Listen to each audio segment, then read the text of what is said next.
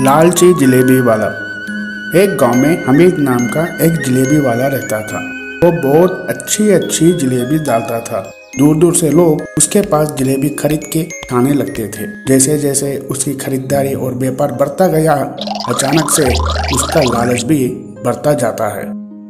एक बार उसका व्यापार इतना बढ़ गया कि उसके पास जलेबी खत्म होने के बाद भी लोग उसके पास जलेबी के लिए आते थे। काम बहुत बढ़ गया है, मुझे कोई कारीगर को भी रखना पड़ता। वो जलेबी डालेगा और मैं पैसा ही गिनूंगा, सिर्फ पैसा ही गिनते रहूंगा। हमीद उसी तरह से पैसे के काउंटर पे बैठ जाता है और हमेशा पैसा गिनता रहता है और तौल में भी बेईमानी करता रहता है ताकि वो बहुत पैसा कमा सके। हमीद भाई, आधा किलो जलेबी दो। हाँ, अभी दे रहा हूँ। हमीद भाई, ये आधा किलो जलेबी नहीं होती दिख रही। अरे तुम्हारे सामने तोड़ रहा ना, देखो, ये लो, लेके जाओ, पैसे लेके जाओ। ऐसे करते करते हमीद बहुत पैसा कमा लेते, बहुत अमीर हो जाते, बहुत अमीर ज़्यादा हो जाते और अपनी दुकान पे समोसे और पकौड़े भी लगा लेते रहते। वही गांव की एक बच्ची पिंकी हमीद के जलेबी के दुकान से गुजरती और वो खुशबू के मजे लेती। वो बेचारी गरीब थी और जलेबी खरीद नहीं सकती थी। वो जलेबी को देख के मजे लेती थी। ए बच्ची, क्या होना तुमको? आके इधर ठहर जाते, खरीदते नहीं, कुछ भी नहीं, चलो आगे चलो। एक दिन वो बच्ची की माँ उसको 10 रुपए देती। ले बेटा, 10 रुपए है, तेरी पसंद की जलेबी लेके खा ले। वो बच्ची खुशी खुशी जलेबी के दुकान को जाती और जलेबी को देखने लगती। ए बच्ची, क्या होना, कहीं को फिर आए तुम? अजी अंकल, मेरे को 10 रुपए की जलेबी दो। हाँ चलो निकलो अब। मगर पहले जलेबी दो। ये पैसे तुम रोजाना आके जलेबी की खुशबू लेते ना, उसके बराबर हो गए। अभी तुमको खाना है तो और पैसे लेके आओ। ये सुनकर वो बच्ची उदास हो जाती है। ये सारी बातें दूर खड़ा हुआ एक पुलिस वाला सुन लेता है। क्या हमीद भाई, क्या हो रहा इधर? कहीं को बच्चे को सता रहे, कहीं को जलेबी नहीं दे रहे उसको? नहीं साहब, आपको नहीं मालूम, ये बच्ची रोजाना इधर आके जलेबी की खुशबू लेती थी। ओ, तो क्या हुआ? मैं भी तो रोजाना इधर ठहर के तुम्हारी जलेबी की खुशबू लेता हूँ ना, तो मैं भी 10 रुपए देना तुमको। ये लो, अब भी दे रहा हूँ तुम्हारे को 10 रुपए। बोल के अपने जेब में से 10 रुपए की नोट निकाल के नोट को हिलाता है और उसको हवा देता है। ये लो, मिल गए ना 10 रुपए तुम्हारे।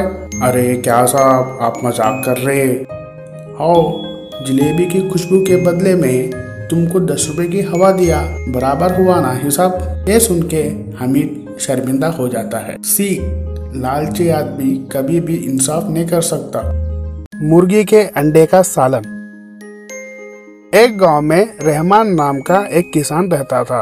उसकी जमीन पूरी तरह से बिगड़ गई थी और वहां पर कुछ काम भी नहीं होता था। या अल्लाह, इस खेत में तो कुछ उगता ही नहीं, करूं तो क्या करूं? रहमान अपनी जमीन का लेके बहुत परेशान था। इतना परेशान था कि वो बेचारा बीमार पड़ गया। वो इतना बीमार हो गया कि वो पलंग से उतरता भी नहीं था, बिस्तर पे लटके था। या अल्लाह, ये तुमको क्या हो गया? हम कैसे जिएंगे? बेटा रशीद, तुम कोई किधर न किधर काम करो। हाँ माँ, मैं काम देखूंगा। रशीद दिन रात करके काम ढूंढता रहता है। कभी कभार जंगल चले जाता है तो कभी कभार कुछ न कुछ काम करता है, लेकिन कुछ भी फायदा नहीं होता। एक दिन वो अंडे लेने के लिए अंडे के दुकान पे जाता है। भाई, अंडे कैसे दिए? 10 को 1। क्या भाई, इतना महंगा है? रशीद के पास पैसे नहीं थे। एक काम करो, ये थोड़े टूटे हुए अंडे हैं, मैं इसको तुम्हारे को आधे दाम को दे दूं, होना है तो बोलो, दे देता हूँ। रशीद टूटे हुए अंडे लेके खुशी खुशी घर चले जाता है और माँ को देता है। उसकी अम्मी जान अंडे का सालन बनाती है। तभी घर के दरवाजे के ऊपर कोई खटकाता है। अरे भाई, कोई है घर पे? हाँ भाईजान, बोलिए। अरे भाई, हम मुसाफिर हैं, हमको बहुत दूर जाना है। यहाँ कुछ खाने के लिए मिलेगा? कुछ खाने का होटल या ढाबा मिलेगा? बहुत भूख लगी है। अरे भाईजान, यहाँ खाने की जगह कोई भी नहीं है, ढाबा कुछ भी नहीं है, आप आइए हमारे घर और खाना खाइए। और वो मुसाफिर को अंडे का सालन खिला दिया। ये सालन कौन बनाया? मेरी अम्मी जान ने बनाया है। बहुत मजा है, बहुत मजेदार खाना है, बहुत अच्छा पकाए है।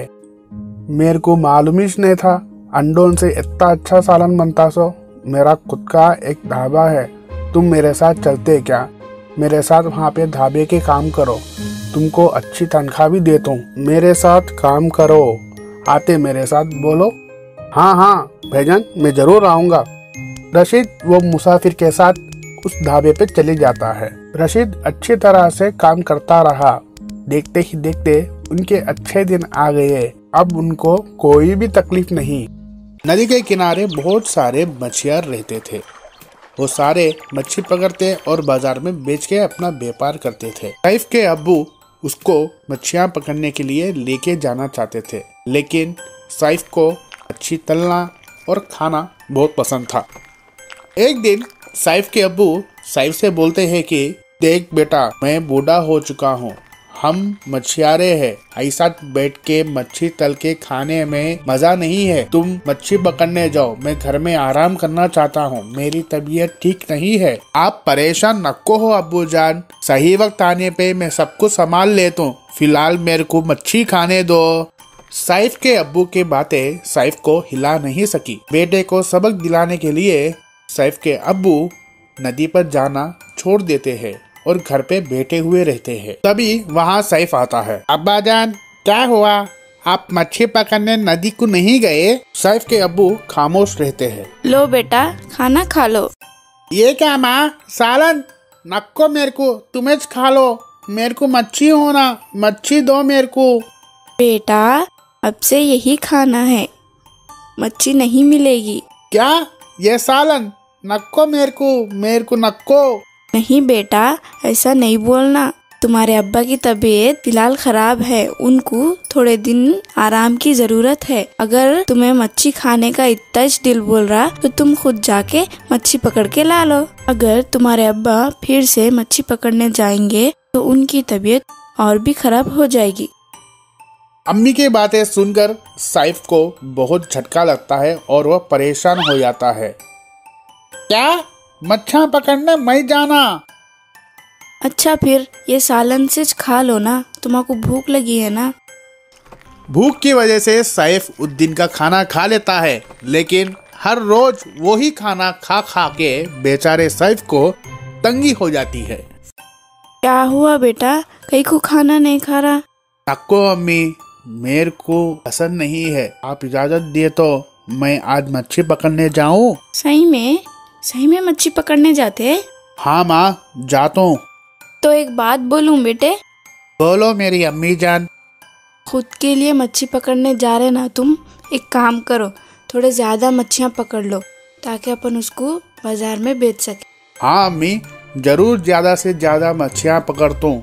अब मेरे को समझ में आ गया है कि अब्बा जान के काम में मेरे भी हाथ बढ़ाना है बोल के। ये बातें सुनकर सैफ के अब्बा बहुत खुश हो जाते हैं। वही तो ये समझाना चाह रहे थे। बेईमानदार कसाई। एक गांव में अब्दुल नाम का एक कसाई रहता था। उस गांव में वो अकेला कसाई था, इस वास्ते सब गांव के आदमी उसके पास चिकन या मटन लेते थे। अब्दुल बड़ा ही बेईमानदार कसाई था और हमेशा वो तराजू में कम तोलता था। हर एक बार इसी तरह से करता था। अब्दुल भाई, मुझे 1 किलो चिकन देना।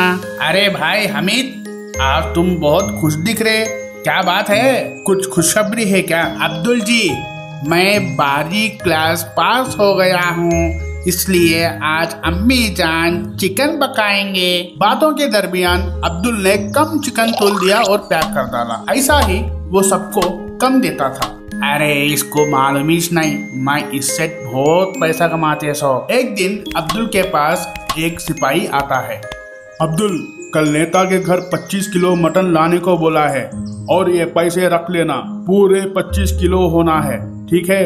हाँ, मैं पहुंचा डालूंगा साहब, मैं पहुंचा डालूंगा। अब्दुल अपनी आदत से मजबूर था, इसलिए 25 किलो के बदले में 20 किलो का मटन ही नेता के घर देकर आता है। तुम अब्दुल के पास कितने किलो मटन लाने को बोला था? 25 किलो सरकार।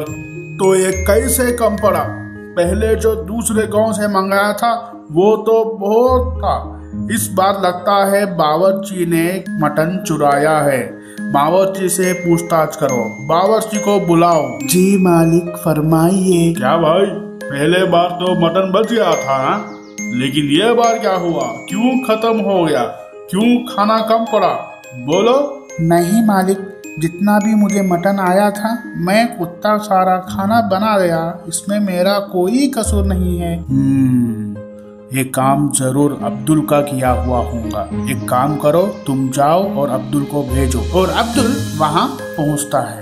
अब्दुल, तुमने तो बेईमानी की है हमारे साथ, अब तुम्हें सजा मिलेगी।